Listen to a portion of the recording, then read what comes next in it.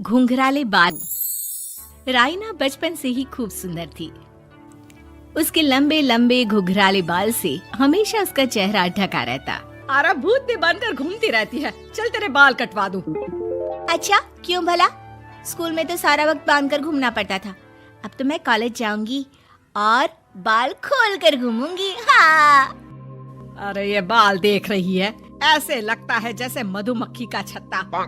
खैर, घने घने घुंघराले बालों से राइना सुंदर तो लगती, लेकिन उसे संभालना उसके लिए बड़ा काम था। माँ, अरे माँ, शैम्पू खत्म हो गया है। इस बार वो वाला लाना ना, जो घुंघराले बालों को और बाउंसी बनाता है। माँ ले आना, हाँ जरूर से। कल मेरा कॉलेज का पहला दिन है, मैं चाहती हूँ सब मुझे देखकर जले। अगले दिन राइना कॉलेज पहुँचती है, जहाँ एक लड़का उसे छेड़ते हुए कहता है, अरे लगता है चाउमीन में सोया सॉस कुछ ज्यादा ही गिर गया। अरे मुझे तो चेहरा दिख ही नहीं रहा। लड़कियां भी राइना का मजाक उड़ाती है। अरे यार, ये कंगना की कॉपी करके कौन आया है? लोकल कंगना और कौन? राइना को सभी पर गुस्सा आता है, लेकिन वो कुछ नहीं कहती। स्कूल में तो बाल बंधे ही रहते थे, लेकिन कॉलेज में राइना एक लड़की से कहती है, हाय, मेरा नाम राइना है, मुझे आर्ट्स डिपार्टमेंट में जाना है। कहाँ से है रास्ता? अपने बाल हटा कर देखो, सामने ही बोर्ड लगा है। राइना को कॉलेज में भी दोस्त बनाने में दिक्कत आ रही थी। वो रोते रोते घर आ जाती है। माँ, मैं क्या करूं? आज तो सारे दिन लोगों ने न जाने क्या क्या बोलकर मेरा मजाक ही बना कर रख दिया। माँ प्लीज कुछ करो ना मेरे बालों का। मैंने तो पहले ही कहा था कटा दे, पर तू। अरे कटाने से क्या होगा, उल्टा जो थोड़े बांध कर ये इन्हें समेट सकती है ना, वो भी नहीं कर पाएगी। तो क्या मेरी कोई दोस्त नहीं बनेगी कॉलेज में, या मैं हमेशा लोगों के मजाक का ही शिकार होती रहूंगी? राइना जोर जोर से रोने लगती है। तभी उसका छोटा भाई आ जाता है और राइना के बालों के बीच एक पेंसिल छुपा देता है। तभी उसका दोस्त भी पीछे से आ जाता है। अरे ढूंढो ढूंढो, कहाँ है पेंसिल, मैं नहीं बताऊंगा। दोस्त काफी कोशिश करता है, लेकिन उसे पेंसिल नहीं मिलती। वो वहाँ से चला जाता है। थैंक्स दी, आज आपके बालों ने तो मुझे बचा ही लिया। अच्छा, बहुत दिनों के बाद बालों को लेकर कुछ अच्छा सुनने को मिला। मुझे भी पहले लगता था कि मेरे बाल सबसे सुंदर है, लेकिन अब पता चला। अरे क्या पता चला, क्या हो गया? देख, किसी भी चीज के ना दो पहलू होते हैं। या तो तुम बालों से ही लोगों का मन जीतो, या फिर रोती रहो। अब ऐसे घने बाल तो तुम्हें भगवान ने दिए हैं। राइना को पिता की बात समझ में आ जाती है। वो सोच लेती है कि जिन बालों के कारण वो कॉलेज में एक भी दोस्त नहीं बना पा रही है, उन्हीं बालों से वो दोस्तों की लाइन लगवा देगी। अगले दिन कॉलेज में डेस्क में राइना बालों को आगे कर लेती है और लोगों को लगता है कि राइना का चेहरा पीछे है, लेकिन राइना घने घुंघराले बालों को हटाकर हंसने लगती है। देखा मेरे बालों का कमाल, इससे मेरा चेहरा भी नहीं दिखता और मैं चलती क्लास में सो भी सकती हूँ। सभी राइना को देखकर हंसने लगते हैं। क्लास में परीक्षा चल रही होती है, तो राइना अपने बालों में चीटिंग के पेपर छुपा छुपा कर आसपास के बच्चों की मदद भी कर देती है, जिसके बाद से तो राइना क्लास की हीरोइन बन जाती है। वाह राइना, तेरे बाल तो बहुत कमाल के हैं। मैं तो इन्हीं के कारण पास हो गई। और पता है, मैं तो अपने काम का सामान राइना के बालों के बीच में ही फंसा देती हूँ। जैसे जैसे काम होता है वैसे वैसे इस्तेमाल करती हूँ। अब तो क्लास में हर कोई राइना के साथ बैठने की जिद करता। राइना में इसे लेकर घमंड आ जाता है। उसे लगता है कि वही क्लास की सबसे डिमांडिंग लड़की है। फिर एक दिन, मैं इस कॉलेज में नई नई आई हूँ, क्या आप मेरी दोस्त बनेंगी? मैं? ओह सॉरी, मैं इस क्लास की सबसे डिमांडिंग लड़की हूँ। हर कोई मेरे साथ ही रहना चाहता है। एक काम करो ना, वो पीछे की सीट दिख रही है, जाओ जाकर वहीं बैठ जाओ। लड़की को राइना की बात बहुत बुरी लगती है, लेकिन वो करती भी तो क्या, जाकर चुपचाप पीछे की सीट पर बैठ जाती है। तो आज का लेसन सबने याद किया है ना बराबर से? जितनी भी चीटिंग करने वाली लड़कियां थी, वो राइना के पीछे जाकर बैठ जाती है और जोर से चिल्लाती है, जी मैम, सब कुछ याद है, कहीं से भी पूछ लो, हम तो मास्टर हैं मास्टर। क्यों? ये बोलकर वो रायना के कंधे पर हाथ रख देती हैं। रायना भी खुश होती है कि कॉलेज की सबसे स्मार्ट लड़कियों का ग्रुप उसका दोस्त है। पीछे बैठी वो लड़की देखती है कि कैसे मैडम के सवाल लड़कियां रायना के सर को देखकर दे रही है। शाबाश, मुझे खुशी है कि तुम लोग इतनी अच्छी पढ़ाई करने लगी हो। मैं प्रिंसिपल से कहकर तुम लोगों की स्कॉलरशिप की बात करूंगी, जिससे तुम लोगों के माता पिता का पैसा जो फीस में लग रहा है वो बच जाए। सभी लड़कियां खुश हो जाती हैं। टीचर के जाने के बाद एक लड़की कहती है, गर्ल्स, अब हम लोग ना सिर्फ सबसे स्मार्ट बल्कि सबसे इंटेलिजेंट भी हो गए हैं। इसी बात पर आने वाले संडे को मेरे घर पर पार्टी, सबको आना है, ओके? सभी लड़कियां पार्टी के लिए एक्साइटेड हो जाती हैं। रायना भी। माँ, मेरे कॉलेज की सबसे स्मार्ट लड़की ने पार्टी रखी है संडे को। मैं भी वहाँ सबसे अच्छी दिखना चाहती हूँ, लेकिन ये बाल। घुंघराले बालों का तो कर भी क्या सकती है। तभी उन लोगों की नजर पार्लर के एक इश्तिहार पर पड़ती है जो 3000 रुपए में बाल स्ट्रेट कर रहा था। माँ, मुझे पैसे देना, मैं बाल सीधे करवा कर आती हूँ। संडे को पार्टी में सबसे अच्छी लगूंगी। बस फिर क्या था, अपने घुंघराले बालों को रायना पार्लर जाकर स्ट्रेट यानी कि सीधा करवा लेती है। और फिर पार्टी वाले दिन, हाय गर्ल्स, कैसी लग रही हूँ मैं? ओह नो, शिट, ये क्या करवा लिया बालों का हाल? और जिसके घर पार्टी थी वो लड़की, अरे ये क्या करवा लिया? तुम्हें मालूम नहीं है, जिस बालों में चीटिंग रखकर हम लोग टीचर के अगर इम्प्रेशन जमाते थे, उन बालों को तुमने। अरे हमें तो स्कॉलरशिप भी मिलने वाला था, अब तुमने बाल सीधे करवा लिए। अब तुम हम लोगों के लिए किसी काम की नहीं हो। अरे लेकिन हम दोस्त तो है ना, क्या मैं अच्छी नहीं लग रही हूँ? हमें तेरे अच्छे और बुरे लगने की कोई जरूरत नहीं है। हम लोगों को तेरे बालों से फायदा था, अब वो नहीं है तो हम तेरे दोस्त भी नहीं है। जाकर बाल वापस घुंघराले करके आ, तभी तो हम लोगों की दोस्त बन सकती है। रायना रोते रोते घर आती है और माँ को सारी बात बता देती है। माँ, ला पैसे दे, मैं बाजार जाकर बाल ठीक करा के आती हूँ। लेकिन माँ, मुझे ये बाल बहुत अच्छे लग रहे हैं, काश ये बाल मैं पहले ही सीधे करवा लेती। देख बेटा, पैसे तो मैं तुझे दे दूं, लेकिन वैसे बाल करके तू फिर ऐसे दोस्त बनाएगी जो तेरे साथ मतलब के लिए जुड़े हैं। लेकिन इन बालों में तू ऐसे दोस्त बनाएगी जो तेरे साथ जीवन भर का साथ निभाएंगे। रायना को माँ की बात समझ में आ जाती है।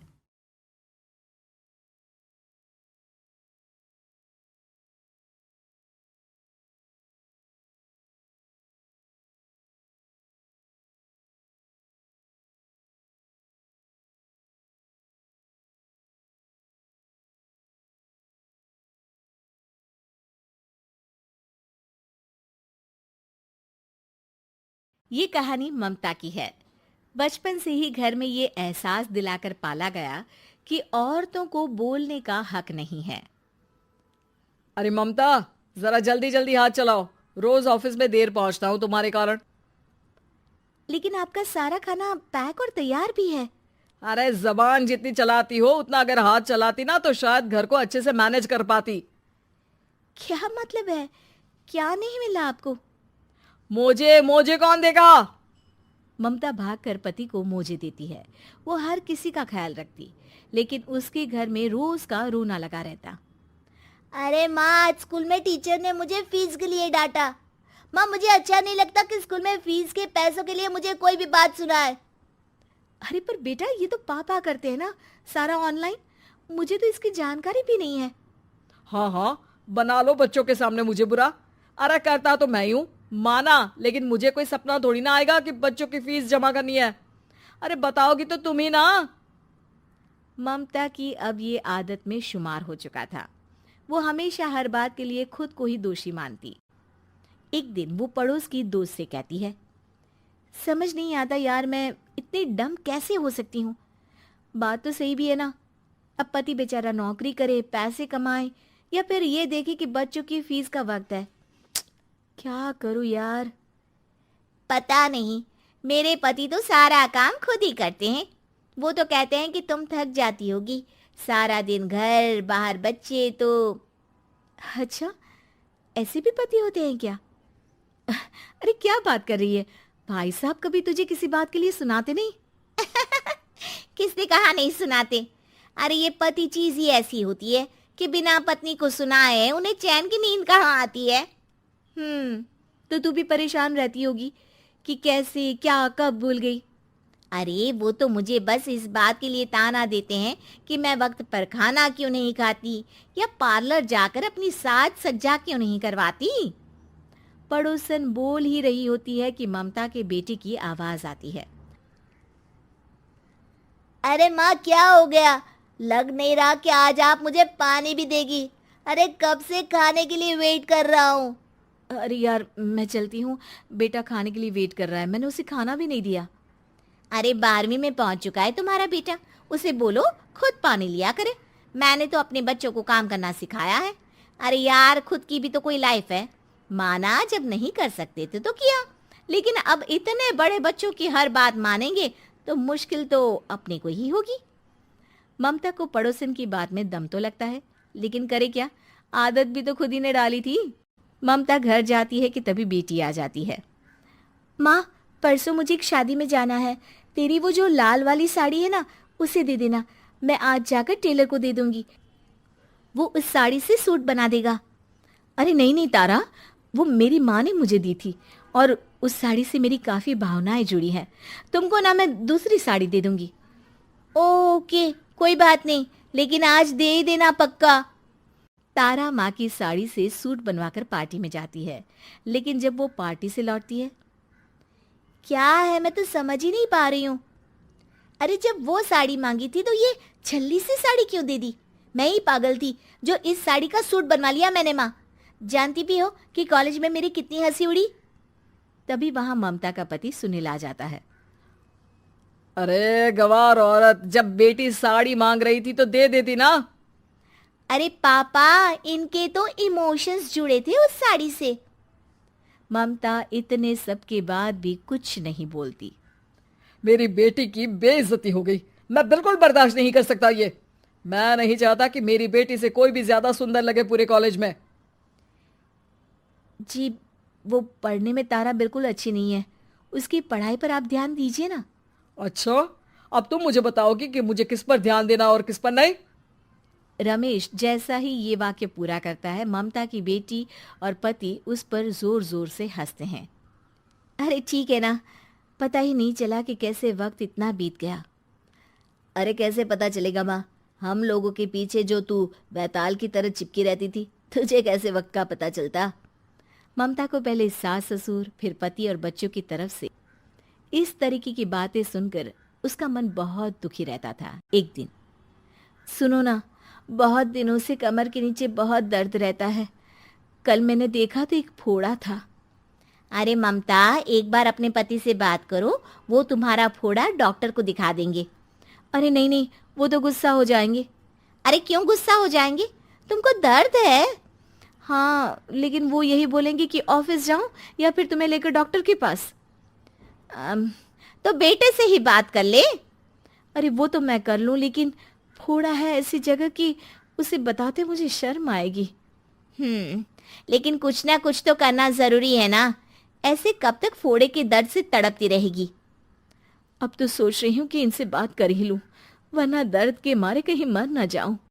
लेकिन शाम को, ममता क्या किया तुमने आज? खाने के डिब्बे में कैसा खाना दिया था?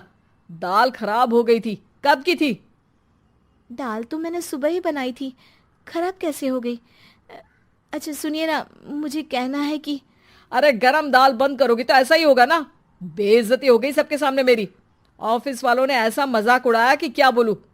कल से ठीक से खाना देना है तो देना, वरना खाना देना बंद कर देना, बाहर खा लूंगा मैं। ममता जो पति से अपनी परेशानी बताने वाली थी, वो अब ये सोचने लगती है कि कल से पति को खाने में क्या दे। अगले दिन ममता थकी थकी सी हालत में, आप लोगों के लिए नाश्ता बना दिया है, खाना बनाने की हिम्मत नहीं है आज तो। रात भर सोकर थक गई है ना, इसीलिए तो खाना नहीं बना सकती। हिम्मत नहीं हो रही है, मैं बस सोने जा रही हूँ। बस मैडम को सोने का बोल दो, फिर देखो कैसे सोती रहती है। माँ फिर वही पराठा सब्जी। अरे हमारे साथ के दोस्त एक से बढ़कर एक नाश्ता खाना लेकर आते हैं, आप तो बस सभी घर से निकल जाते हैं, लेकिन जब शाम को बेटा घर आता है तो घर में अंधेरा रहता है। बेटा लाइट जलाता है। क्या माँ, तुम्हारा भी जवाब नहीं है बिजली का बिल बचाने के लिए? वो बोल ही रहा होता है कि सामने माँ जमीन पर लेटी मिलती है। वो उसके पास जाता है। अरे माँ, क्या हो गया माँ? तभी वहां पड़ोसन आती है। अरे बेटा, तुम्हारी माँ के पैर के पास एक फोड़ा है, जिसके कारण ये लगातार कमजोर होती जा रही थी। मैंने उसे पहले ही कहा था कि घर में बता दो, लेकिन तुम्हारी माँ किसी को तंग करना नहीं चाहती थी। तभी वहां डॉक्टर आ जाता है। अरे, इनके ऑर्गन में दिक्कत है। कोई बात है जो इनके मन में खटक रही है। अरे नहीं नहीं, इसके मन में कोई बात नहीं है। कोई काम है नहीं ना इसके पास, सारा दिन बस घर में ही रहती है। देखिए, मैं तो ये नहीं जानता, लेकिन हाँ, इनके मन में हमेशा कोई बात रह जाती होगी, इसीलिए उनकी ये हालत है। अगर आप समय से नहीं ले आते तो हो सकता था कि। अरे नहीं नहीं डॉक्टर साहब, हम पूरी कोशिश करेंगे कि वो ठीक हो जाए। हम लोगों ने अपनी ही परेशानी माँ के सामने रखी, लेकिन किसी ने माँ की दिक्कत को जानने की कोशिश तक नहीं की। हाँ, मैंने भी ममता को हमेशा घरेलू जरूरत से ज्यादा काम का नहीं सोचा था। ममता को होश आता है और वो खुद को अपने बेडरूम में देखती है। वो उठने की कोशिश करती है कि माँ, अब आप नहीं उठेंगी। हम लोग है ना, हम लोग आपको पूरी तरह से खुश रखने की कोशिश करेंगे।